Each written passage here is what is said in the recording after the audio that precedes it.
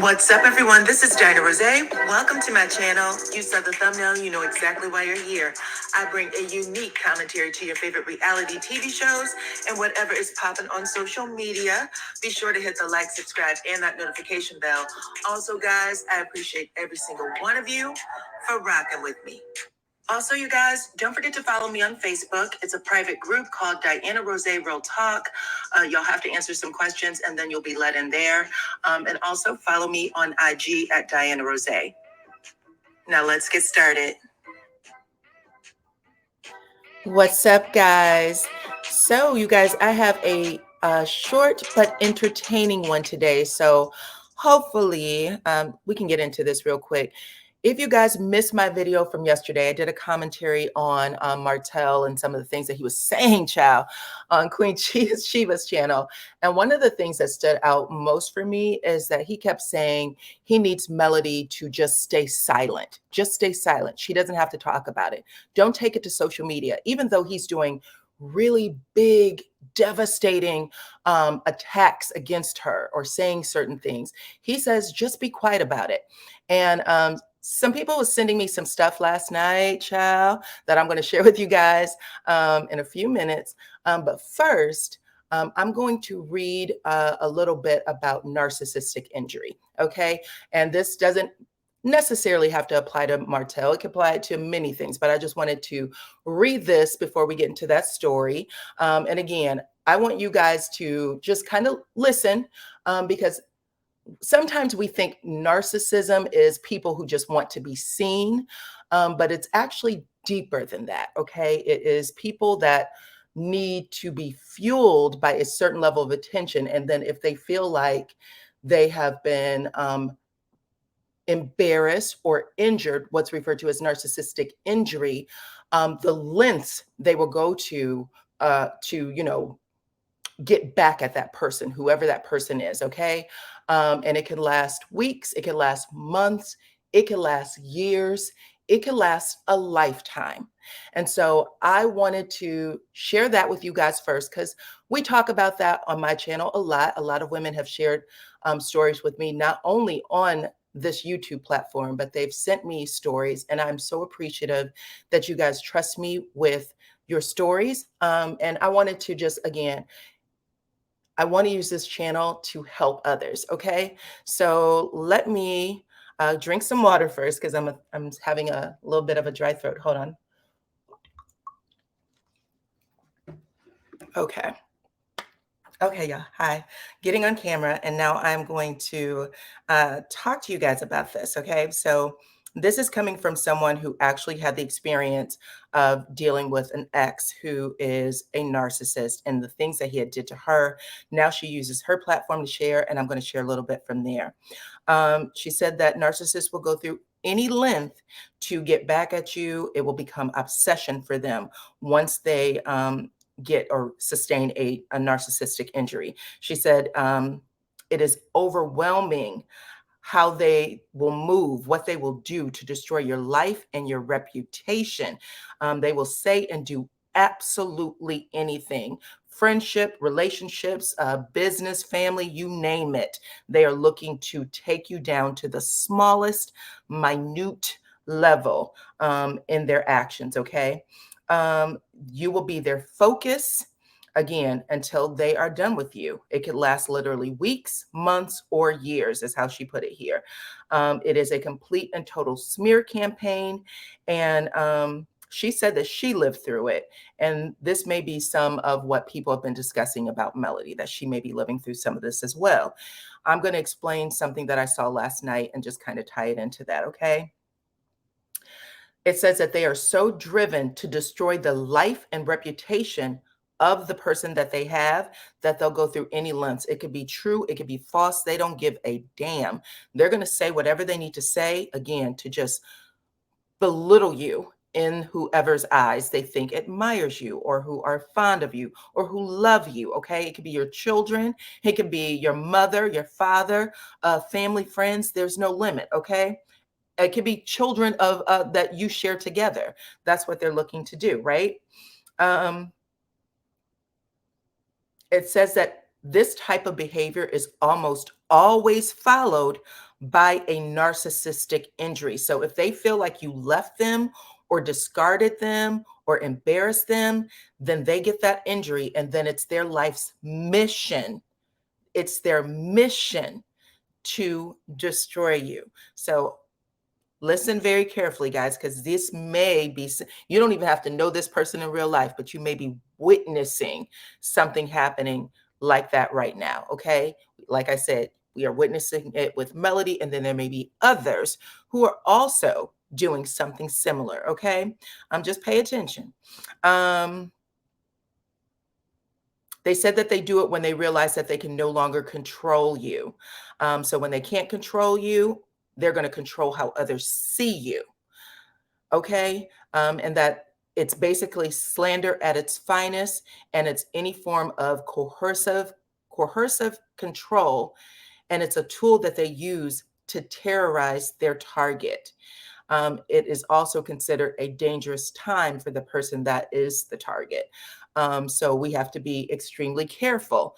They use the term that because the narcissist isn't the only one at play, they will also send out flying monkeys. And then the flying monkeys will show up to do or say things to you or about you on behalf of the narcissist.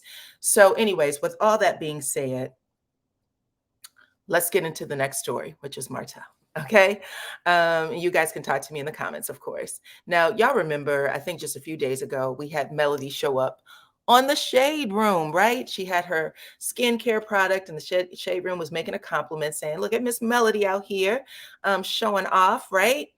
And then last night, we got this picture of Martel and his son with Ariane also on the Shade Room, and they are at the Spider-Man premiere. There was a whole bunch of people there as well, but Martel is definitely there. And this is literally the day after, you guys, the day after the big interview. And this interview has hit major, gossip platforms, right? It's hit major platforms. It's being shared. It's being shared. It's being shared. I told you guys yesterday in my commentary, I said, yeah, whatever they thought they were doing by trying to get ahead of this, because it came out of his mouth, this is the story that's going to be shared on all platforms. So it looks like it's happening exactly like that.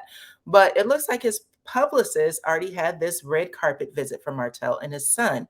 But I couldn't help but to remember how elated he was when he was having the conversation with Sheba, that the reason why we don't see the Eminem kids on the TV show or on social media anymore is because he stopped it. He said, they're not going to be on there anymore. I was the one who made that request. That will not happen again. And then his reason why, you guys, was for something that happened in the very beginning, I believe, of season 3.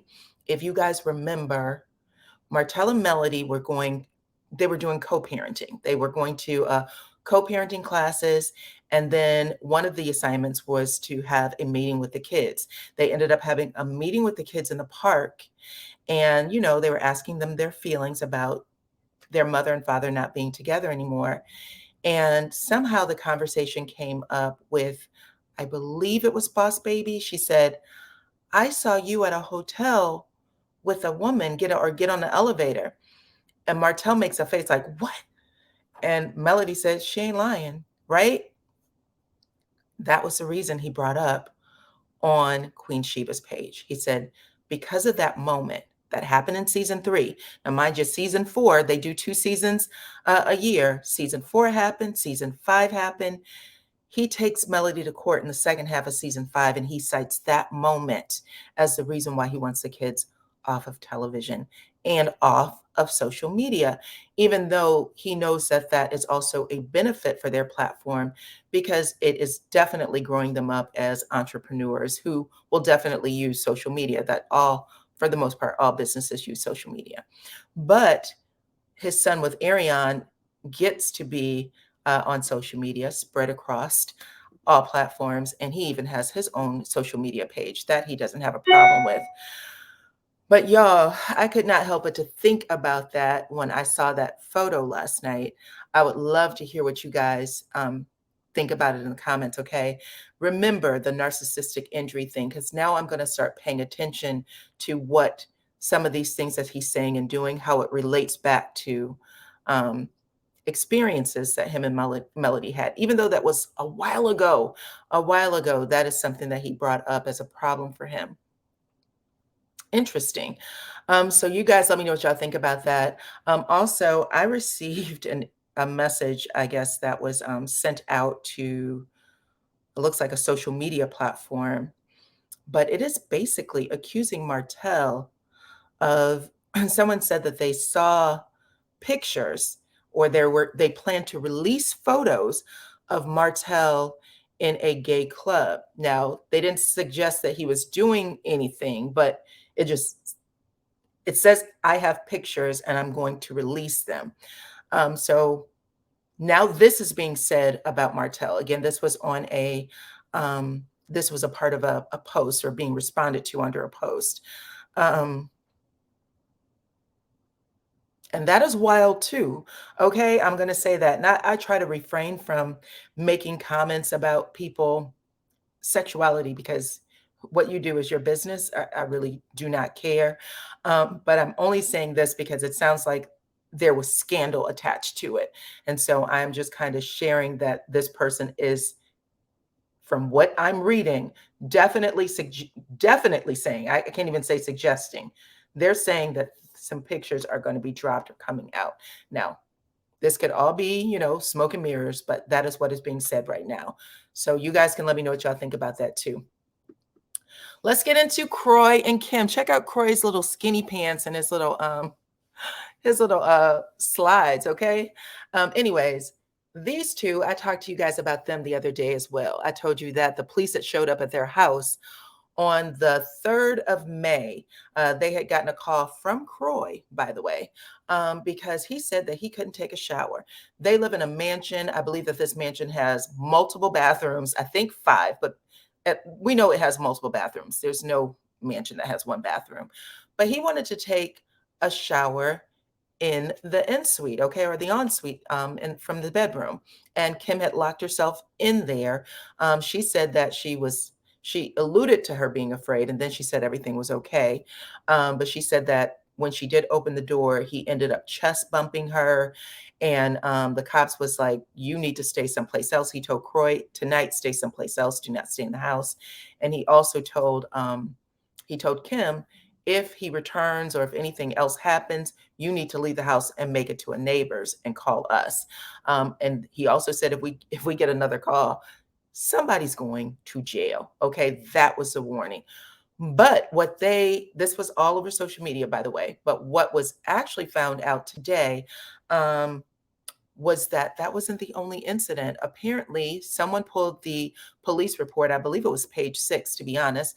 Page 6 pulled the police report and found out that the day before the police was called, so the police was called on May 3rd, on May 2nd, Kroy also asked that this be included in the current police report for the 3rd, that Kim had punched him in the head after he put valuable handbags and jewelry into a safe that only he has the safe code to. So there's a safe in their home that only he has the code to, and he has locked all of those things away so that she didn't steal them. He said that she has a bad gambling habit, and basically suggested that she would probably sell them, because we all know that she's selling her wigs for thousands of dollars.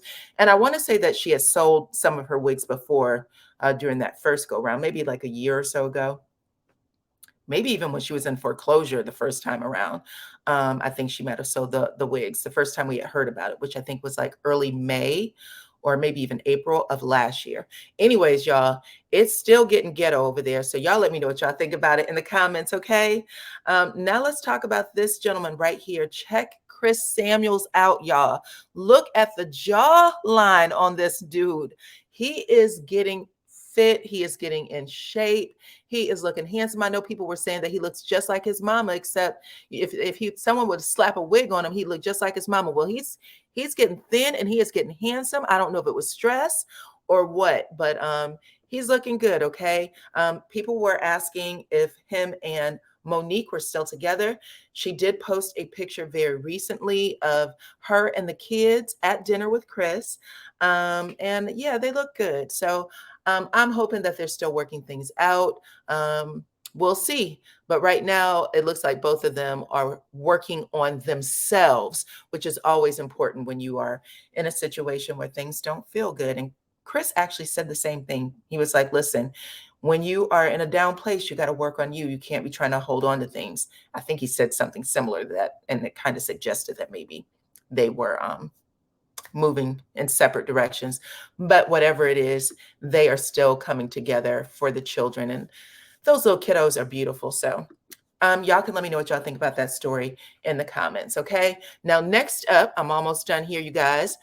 Next up, let's talk Kim Cattrall and Sarah Jessica Parker. You guys may remember these two ladies from the very popular HBO hit series, Sex and the City. I don't know if you know or not. Those two women cannot stand each other, okay? Sarah Jessica Parker said that she doesn't have any problems, but Kim Cattrall has made no bones about it. She said, I hate Sarah Jessica Parker. She's called her all kinds of names on Twitter, in public. And they just did a reboot last year of the Sex and the City show. It's called Just Like That, right? And Kim Cattrall said, there's no way in hell I will ever work with these people again, ever, okay? And, you know, the old people always tell you never say never. And it looks like it may work for Kim in this situation as well, because it has been reported that she will be returning to the new season. Okay, so the reboot actually got a second season, and it airs or premieres this month. And it's called Just Like That. And Kim Cattrall, who was very adamant after, I believe, the third movie, you will never see me deal with Sarah Jessica Parker again. I believe in 2019 too, they had this huge Twitter feud. Well, Kim did anyway. Her brother went missing. He lived in Canada. He went missing, and they had called a search party to find him. It was like in February, so I think it was really cold. But anyways, less than 24 hours later, he was found. He had unalived himself, and Sarah, I guess, took that moment to kind of send condolences. And she was like, I'm so sorry to hear, blah, blah, blah. Please let me know. And Kim Cattrall lost her ever loving mind on Twitter. She said, with everything I'm going through, how dare you tweet to me? How dare you? You are a bitch and a bloop and a beep beep. Like, she called her every name in the book, y'all. Y'all can go back and look it up too. It was crazy, but it looks like since that moment, they have mended their situation, and she will be on the show. And these two people, their characters on the show, are supposed to be so close that they are like sisters, literally, like went to college together. I think maybe even high school together, or known each other since then. That's the characters anyway. And she was always the person that Sarah Jessica Parker's was always went to Kim Cattrall's character for big sister advice. It was that type of thing. So the reboot season ended with Sarah Jessica Parker in Paris. If you guys watch the show, she's in Paris. She lost her husband. She scatters his ashes, and she calls her best friend Kim and said, can we meet for drinks? And Kim says yes. And so it looks like we will open the season with her and Kim reunited and having drinks. And so people who follow the show, if it's your favorite, I actually reference Sex and the City. Y'all remember me saying something about Alexander Petrovsky in my review when we were talking about Martel and Sheree. But anyways, go back and listen to it if you missed it. Anyway, speaking of never saying never, look who is doing a tour. Toni Tone, which is one of my favorite bands, you guys. I love them. If you grew up in an era where singers sung to live bands, then you would know that it kind of died after Toni Tone. This was like the last of the great bands who sung, okay, who had a singing group with a band behind them. Excuse me. But Toni, Raphael Sadiq, he was on The Tom Joyner show, I will never forget it because I always wanted them to get back together. And Tom Joyner was asking, when are you going to get back together with Dwayne and them? Okay, we really want to hear you guys sing again. And he said, never. And Tom Joyner said, you're not supposed to say never. He said, is this thing on? He tapped the mic and he said, never will we get back together. Well, baby, it was actually Raphael Sadiq, the same one who said never, who announced that they will reunite in 2023, and I will be in the front row. I cannot wait. But y'all let me know what y'all think about all of this, okay? Like the video, subscribe to the channel, hit the notification bell, and I will talk to you all on the next one.